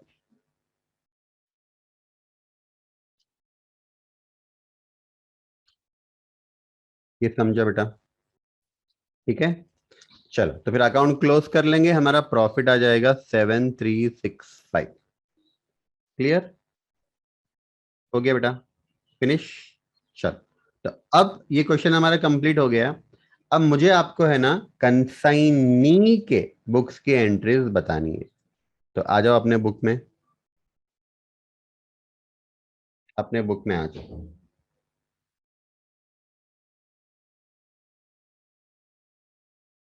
Accounting in the books of consignee, right. तो अभी तक हमने जो सारे क्वेश्चंस किए ना बेटा, वो सारे questions in the books of consignor किए हैं, ठीक है। अब हम लोग कर रहे हैं इन द बुक्स ऑफ कंसाइनी, ठीक है। तो कंसाइनी अपने बुक्स में कौन से अकाउंट्स बनाएगा, पहले ये समझ लो, ठीक है। Accounts in the books of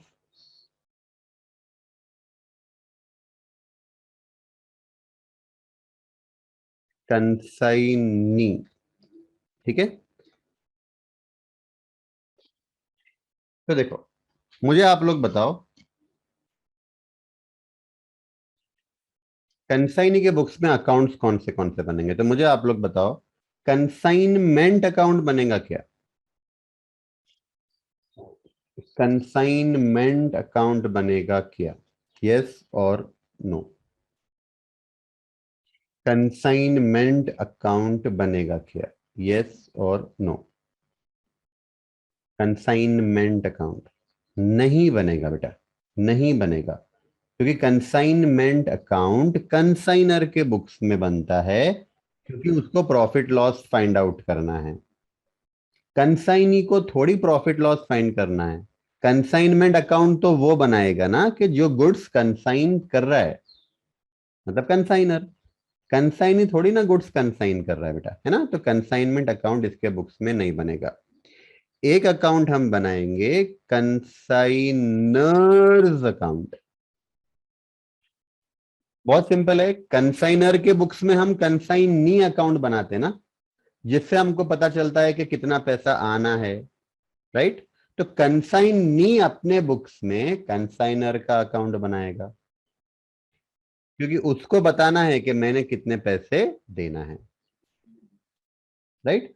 और एक एक एक गुड न्यूज बताऊं आपको, कंसाइनर के बुक्स में कंसाइनी अकाउंट जैसे बनता है ना, कंसाइनी के बुक्स में कंसाइनर का अकाउंट एग्जैक्ट ऑपोजिट जाएगा, एग्जैक्ट ऑपोजिट बनेगा, right. Let me explain you, देखो, मान लो कंसाइनर, कंसाइनर्स बुक, हाँ, इन कंसाइनर्स बुक्स, अगर मैं कंसाइनर के बुक्स में कंसाइनी का अकाउंट बना रहा हूं, ठीक है, ये आप लोग कॉपी मत करो, खाली बस समझो, कंसाइनर के बुक्स में कंसाइनी का अकाउंट कैसे बनता है, राइट। तो सेल्स हम लोग क्या करते, कंसाइनमेंट को क्रेडिट करते, कंसाइनी को डेबिट करते, टू कंसाइनमेंट अकाउंट, बराबर है, ये सेल्स वाली एंट्री हो गई, हाँ, राइट। तो कंसाइनी के एक्सपेंसेस कंसाइनमेंट अकाउंट को डेबिट करते हैं हम लोग, कंसाइनी को क्रेडिट करते हैं, क्या लिखते हैं हम लोग, बाय कंसाइनमेंट अकाउंट, ठीक है, यहां पे उसके एक्सपेंडिचर। दूसरा, कमीशन, कंसाइनमेंट को डेबिट होता है, कंसाइनी को क्रेडिट होता है, बाय कंसाइनमेंट अकाउंट। ये कमीशन, ठीक है। उसके बाद बेटा, उसके बाद अगर बैड डेप्स हो रहा है, ऑर्डिनरी कमीशन है, राइट, तो ऑर्डिनरी कमीशन वाले केस में बैड डेप्स कंसाइनर को बेयर करना है, तो कंसाइनमेंट अकाउंट को डेबिट करेंगे, और कंसाइनी को क्रेडिट करते हैं ना बेटा हम लोग, हाँ, तो बाय कंसाइनमेंट अकाउंट, राइट, ये बैड डेप्स वाला अमाउंट, ठीक है। लेकिन ये bad debts if commission is ordinary, बराबर है बेटा, अगर कमीशन ऑर्डिनरी है तो कंसाइनमेंट को डेबिट होगा, कंसाइनी को क्रेडिट होगा, और डेल क्रेडिटर कमीशन है तो ये यहां पे आएगा ही नहीं, है ना।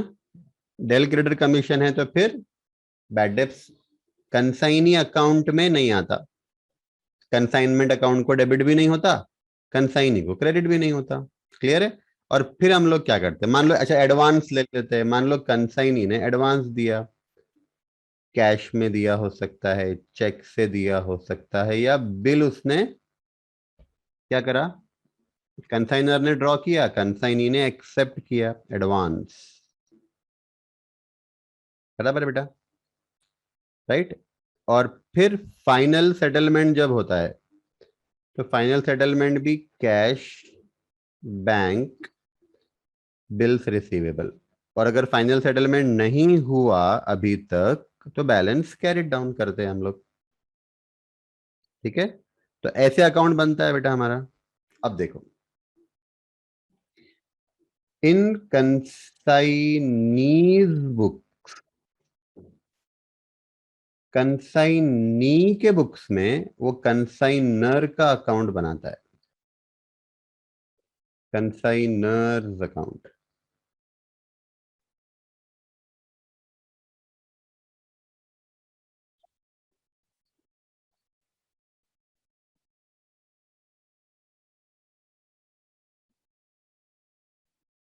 ठीक है, अब देखो, जैसे हमने ये बनाया है ना बेटा, इसको अपोजिट कर दो।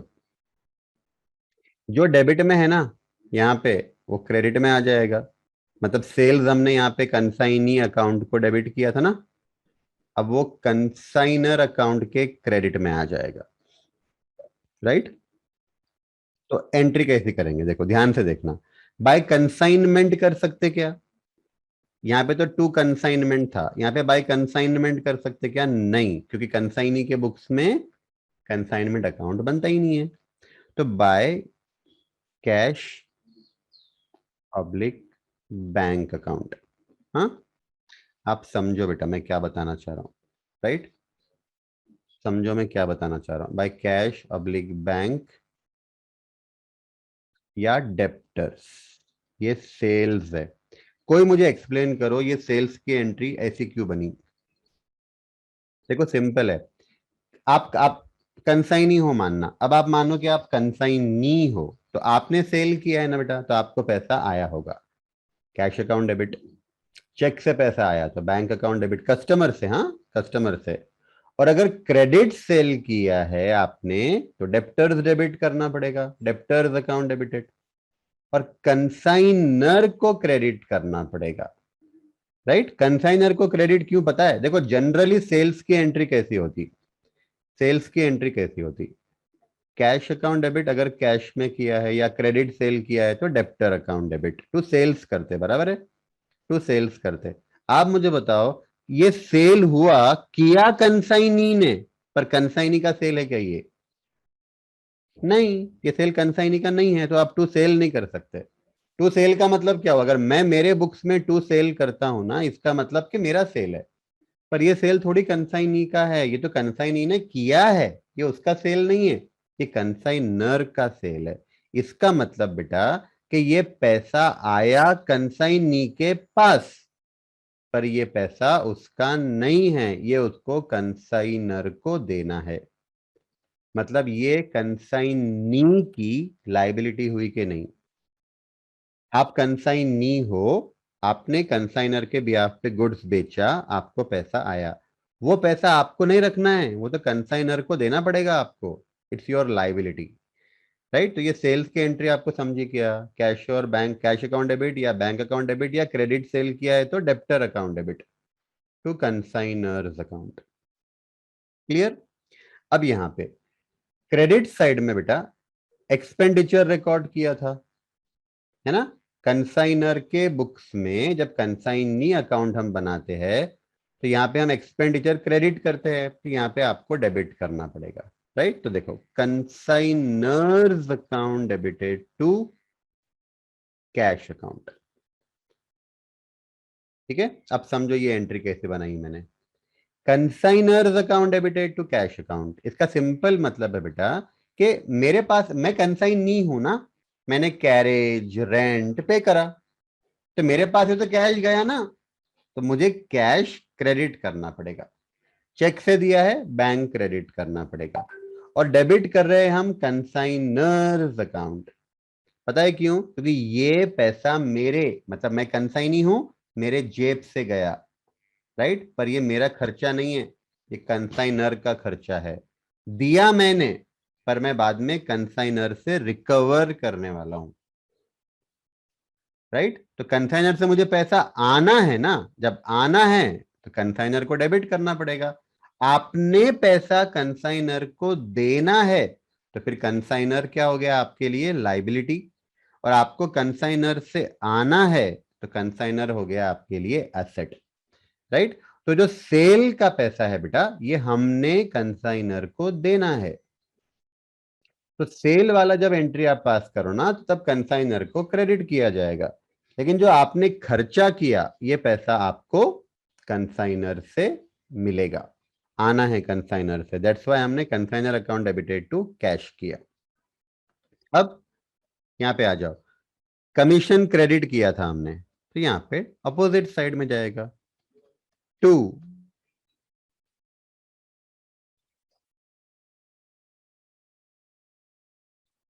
Commission earned account. हाँ, आप समझो बेटा, एंट्री बता रहा हूं मैं आपको, थर्ड एंट्री कंसाइनी के बुक्स में, third entry, consignor's account debited to commission earned account. Consignor's account debited to commission earned account. Very simple. देखो, कमीशन कंसाइनर से आना बाकी है, तो कंसाइनर अकाउंट डेबिट कर दिया, राइट। और कमीशन हमारी इनकम है ना, मैं कंसाइनी हूं, कमीशन मेरी इनकम है, तो इनकम तो क्रेडिट करना पड़ेगा ना। तो कंसाइनर से वो आना बाकी है, आया नहीं, उसने कैश अभी दिया नहीं, कमीशन हमको कैश में नहीं दिया, आना बाकी है। कंसाइनर अकाउंट डेबिटेड, और ये मेरी इनकम है, तो कमीशन अर्न क्रेडिट करना पड़ेगा। Consignor account debited to commission earn account, दिख रहा है। उसके बाद बैड डेब्ट्स, अगर बैड डेब्ट्स ऑर्डिनरी है तो यहां पर भी आएगा बेटा। हाँ, consignor's account debited to bad debts account, consignor's account debited to bad debts account.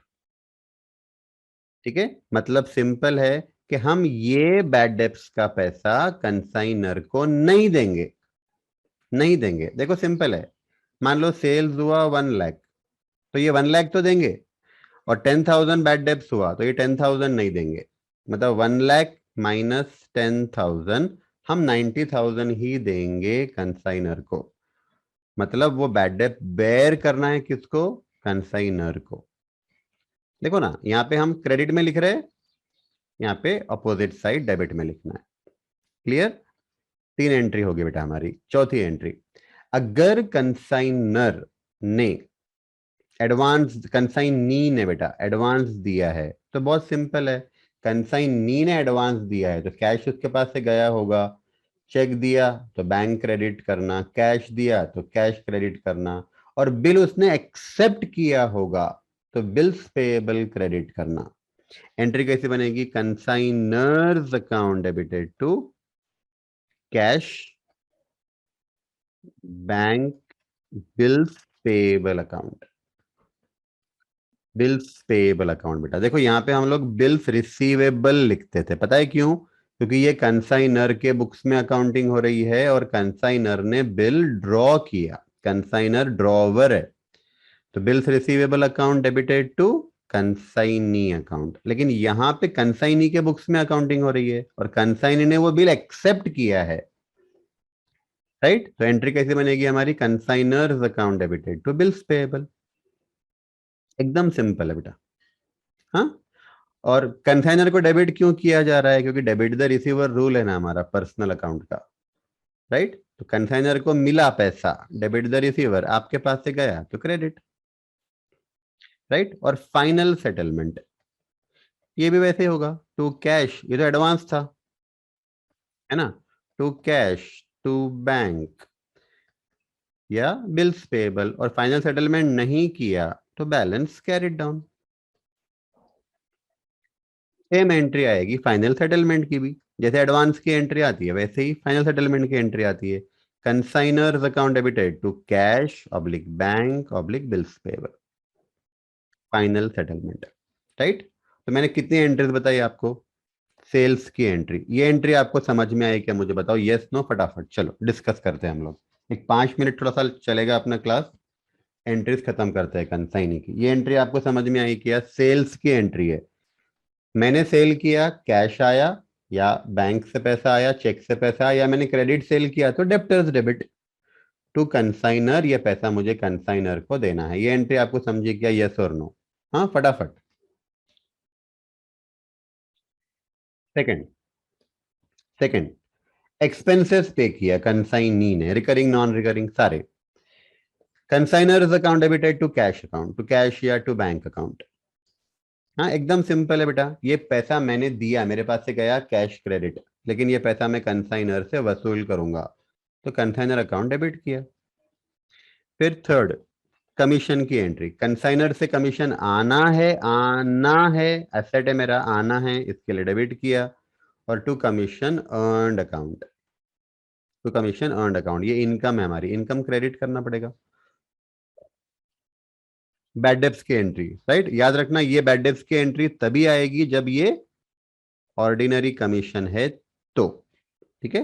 Consignor's account debited to bad debts account. Fifth, advance, consignor's account debited to cash oblique bank oblique bills payable. Six, final settlement, consignor's account debited to cash oblique bank bills payable. 6 entry यहाँ पे होगी बेटा हमारी, एक या दो entry और extra पास करनी पड़ेगी, ठीक है। कौन सी, मैं आपको बताता हूं, ध्यान से देखना। ऑन मेकिंग सेल्स, ये फर्स्ट एंट्री हमारी हो गई, cash account debit, bank account debit, या क्रेडिट सेल किया है तो debtors account debit to consignor's account. हाँ, फिर एक्सपेंसेस पे किया, राइट, तो consignor's account debited to bank account. यहां पे ना एक चीज थोड़ा सा है ना, देखो ध्यान से मैं क्या बोलता हूं। फॉर एक्सपेंसेस इनकर्ड, ये कमीशन यहां से कट कर दो, अगर आपने प्रिंट आउट निकाला है तो कमीशन यहां से कट कर दो, सिर्फ एक्सपेंसेस इनकर्ड। हाँ, consignor's account debited to bank account या कैश अकाउंट, अगर कैश में दिया है तो। मैंने आपको ये एंट्री बताया। अब कमीशन की एंट्री सेपरेट करनी पड़ेगी, ठीक है, सेपरेट कमीशन की एंट्री कैसे, देखो, कंसाइनर से कमीशन आना है तो कंसाइनर्स अकाउंट डेबिट, और कमीशन हमारी इनकम है, to commission earned account, income credit करेंगे, राइट। देखो मैंने यहां बताया था आपको सेपरेट, ठीक है, एंट्री नंबर 3 सेपरेट, राइट।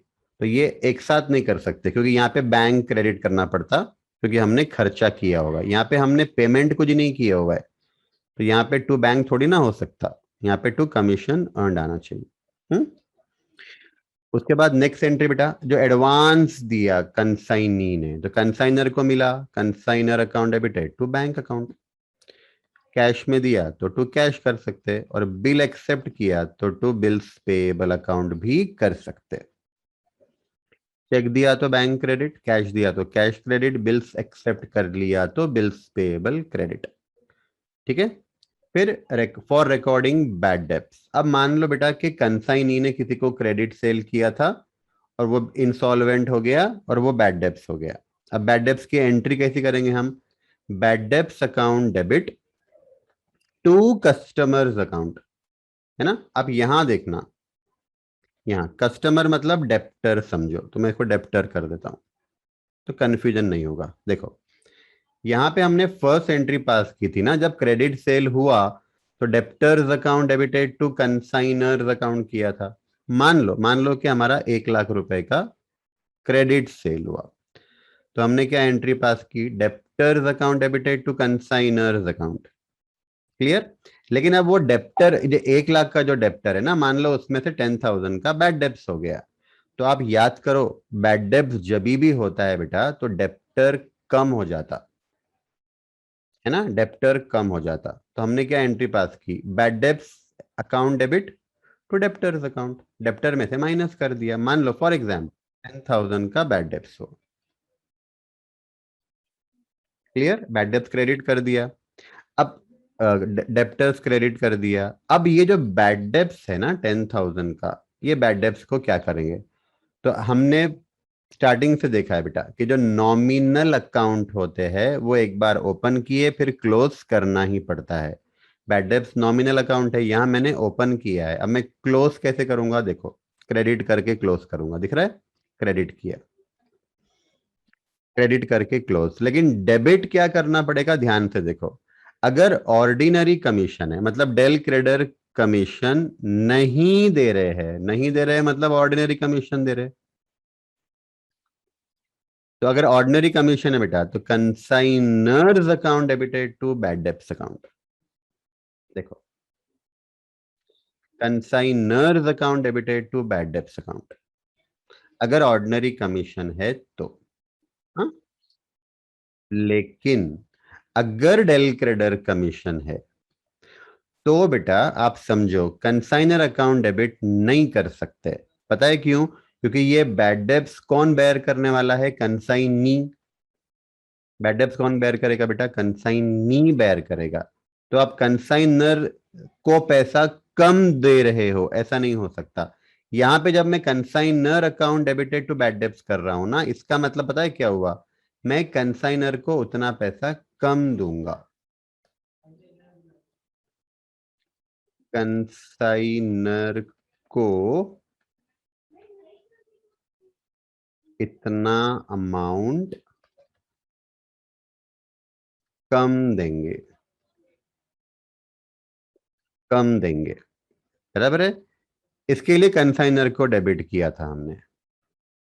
हाँ, अब यहां पे डेल क्रेडर कमीशन अगर दिया गया तो कंसाइनी को ही बेयर करना पड़ेगा। तो कंसाइनर का पेमेंट आप कम नहीं कर सकते, आपको जो कमीशन मिलने वाला है ना वो कम करना पड़ेगा। देखो, आप समझो, बहुत सिंपल है बेटा। यहाँ पे हमने कमीशन अर्नड क्रेडिट किया था, जितना कमीशन मुझे मिलने वाला है। मान लो मुझे, देखो सेल्स 1 लाख हुआ, मान लो 1 लाख सेल्स का 15% कमीशन मुझे मिल रहा है। सेल्स का 15% मतलब 15,000 कमीशन मुझे मिलना चाहिए। अब क्या हुआ? ये जो बैड डेब्ट्स हुआ था ना, ये बैड डेब्ट्स मुझे ही बेयर करना है एज अ कंसाइनी। और बैड डेब्ट्स हुआ मान लो कितना, 10,000 रुपए का, है ना? तो मैंने क्या एंट्री पास करना है पता है? Commission account debited to bad debts account. मेरा जो कमीशन क्रेडिट हुआ था 15,000 से, अब वो मेरा कमीशन डेबिट हो गया 10,000 से। इसका मतलब मेरा जो कमीशन वाला अमाउंट है वो सिर्फ 5,000 है। वो बैड डेब्ट्स के वजह से मेरी इनकम कम हो गई। मेरी एज अ कंसाइनी मेरी इनकम क्या है बेटा? जो कमीशन मिल रहा है वो मेरी इनकम है। पर due to bad debts, due to bad डेब्ट, क्योंकि बैड डेब्ट मुझे ही बेयर करना है ना, कमीशन मेरी इनकम है, बैड डेब्ट भी मेरा लॉस है। तो वो बैड डेब्ट्स मैंने मेरे कमीशन अकाउंट को डेबिट कर दिया, इसका मतलब वो बैड डेब्ट्स की वजह से मेरा कमीशन कम हो गया, मेरी इनकम कम हो गई। अब मेरा कमीशन कितना बचा? खाली 5,000 बचा। Commission account debited to bad debts account. तो याद रखना, जब भी ऑर्डिनरी कमीशन है तो कंसाइनर को उतना पैसा कम दे देने का, अपने को बेयर नहीं करना है ना, कंसाइनर को उतना पैसा कम दे दो। Consignor account debited to bad debts account. लेकिन डेल क्रेडिटर है तो हमको बेयर करना है, ये हमारा इनकम कम कर देगा। हमारी इनकम क्या है? Commission account. और कमीशन अकाउंट हमारा इनकम का अकाउंट है, डेबिट से कम होगा। Commission account debited to bad debts account. Done, right? तो ये सारी एंट्रीज है बेटा कंसाइनी के बुक्स की, राइट? कल और एक दिन हमारा क्लास चलेगा कंसाइनमेंट का, कल यानी मंडे। और मंडे हम क्या करेंगे बेटा? मैं आपको ना एक छोटा सा नोट बताऊंगा जो बैड डेब्ट्स के लिए आप यूज कर सकते हो, है ना? बैड डेब्ट्स ऑर्डिनरी रहा तो कैसे करना, डेल क्रेडिटर रहा तो कैसे करना। ठीक है, बच्चे यहाँ थोड़ा सा कंफ्यूज होते हैं, तो मैंने ये नोट बना के रखा है, ये देखेंगे। और 2 क्वेश्चन मुझे आपको और कराने हैं। क्वेश्चन नंबर 2 कराना है बेटा, जो कंसाइनी के बुक्स की अकाउंटिंग की बात करता है, 2। और एक क्वेश्चन बाकी है हमारा इसमें से, आई थिंक 8 नंबर का है मेरे ख्याल से, है ना? तो ये क्वेश्चन हमारा बाकी है, तो इतना हम लोग मंडे कर लेंगे। मंडे हमारा कंसाइनमेंट टॉपिक खत्म हो जाएगा। हाँ, आज मैं है ना आपको ग्रुप में एक पीडीएफ भेजूंगा, जो डेप्रिसिएशन टॉपिक और कंसाइनमेंट टॉपिक, ये दोनों का मैं आपको पीडीएफ भेजूंगा। मैंने बोला था ना आपको, आपको असाइनमेंट के लिए मैं एक पीडीएफ भेजने वाला हूं, ठीक है? इसमें आपके एग्जाम के क्वेश्चंस है, और आरटीपी आपका ना, एक आरटीपी बोल के एक क्वेश्चन पेपर आता है एग्जाम के पहले प्रैक्टिस करने के लिए, रिविजनरी टेस्ट पेपर बोलते हैं इसको, राइट? तो मैंने जो पीडीएफ बनाई है ना बेटा, उसमें एग्जाम के क्वेश्चन है और आरटीपी के क्वेश्चन है। ये आंसर के साथ है जो मैं आपको देने वाला हूं, ठीक है, तो ये आपको, मैं आपको कोई टारगेट डेट नहीं दे रहा हूं कि आपको इतने दिन में खत्म करना है, ये आप 8 दिन 10 दिन 15 दिन आपके हिसाब से इसको खत्म करो। ठीक है, रेकमेंडेड है कि आपने उसको सॉल्व करना और फिर उसमें जो आंसर दिया है वो देख लेना। लेकिन अगर आपके पास टाइम नहीं है तो फिर आप खाली वो क्वेश्चन देख लो, उसका आंसर देख लो, समझ के चलेगा। ठीक है बेटा, चलो क्लास एंड करते हैं, बाय।